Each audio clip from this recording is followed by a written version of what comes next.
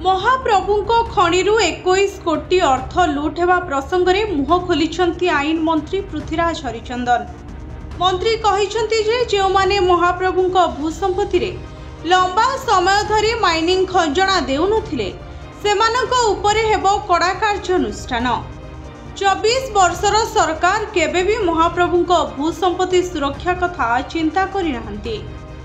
2003 रे प्रस्तुत होइतिबा uniform policy आधार रे ए कथा आगकु नेबाकु प्रक्रिया आरंभ कराइछि। महाप्रभुंकर रहिछि प्राय 58,000 एकर भूसंपत्ति। सेथुरु 37,000 एकर संपत्तिर कागज पत्र रे अछि, बाकीर ठिकाना नाही।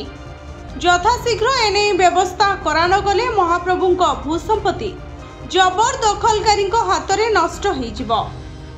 खोर्धा जिलार प्राय समस्त खनि खादान लंबा महाप्रभुंको समय धरी जो लोक माने भूसंपत्ति को दखल करथिले बा उपभोग करथिले, जार लाभ किछि भी महाप्रभुंको उद्देश्य रे लागू होनुथला। एहा बंद होबार अछि। एही काम रे जो माने संपृक्त थिले सेमानकु चिन्हट करा जिवो एवं जो लंबा लाइन समय धरी माइनिस खंजणा देउनथिले सेमानकु उपरे कड़ा कार्यानुष्ठान धार्य करा जिवो। जो माने ई कथारे सहमत नहेले तांकु नै कठोर व्यवस्था मध्य करा जिवो बोली कहिसंती। ब्यूरो रिपोर्ट भजौता न्यूज।